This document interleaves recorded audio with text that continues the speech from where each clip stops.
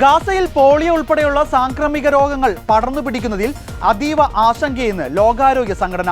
ഗാസയിലെ വെള്ളത്തിൽ പോളിയോ വൈറസിന്റെ സാന്നിധ്യം സ്ഥിരീകരിച്ചതിനെ തുടർന്നാണ് WHO പരാമർശം.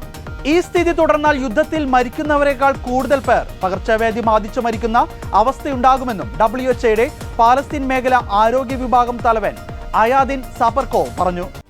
ഗാസയിലെ ജനങ്ങളിൽ നിന്ന് സാമ്പിളുകൾ ശേഖരിച്ചു തുടങ്ങിയിട്ടില്ലെന്നും ഇതിനകം ആർക്കെങ്കിലും വൈറസ് ബാധിച്ചിട്ടുണ്ടോ എന്ന് വ്യക്തമല്ലെന്നും സാപ്പർബൈക്കോവ് കൂട്ടിച്ചേർത്തു.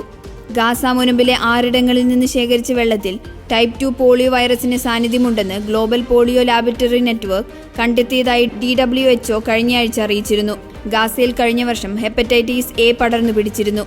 അതിന് പിന്നാലെയാണ് പോളിയോ ഭീഷണിയും. തകർന്ന ആരോഗ്യ സംവിധാനങ്ങളും ശുദ്ധജലത്തിന്റെയും ശുചിത്വത്തിന്റെയും അപര്യാപ്തതയും ആരോഗ്യ സേവനങ്ങൾക്ക് ലഭിക്കാനുള്ള ബുദ്ധിമുട്ടും കാരണം ഗുരുതര സാഹചര്യമാണ് ഗാസയിലെന്നും സാപ്പർബൈക്കോവ് മുന്നറിയിപ്പ് നൽകുന്നു. അതിനിടെ ഗാസയിൽ ദേശീയ സർക്കാരുണ്ടാക്കാൻ ചൈനയുടെ ഇടപെടൽ.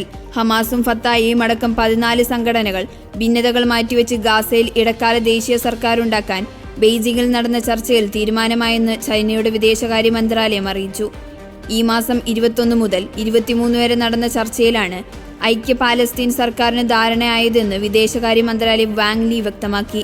വെസ്റ്റ് ബാങ്കും ജെറുസലേമും ഉൾപ്പെടുന്ന പാലസ്തീൻ അതോറിറ്റിയുടെ ഭരണം നടത്തുന്ന ഫത്തയും ഗാസയുടെ ഭരണമുള്ള ഹമാസും തമ്മിലുള്ള 17 വർഷം നീണ്ട ഭിന്നതയ്ക്കാണ് ഇതോടെ പരിഹാരമായത്.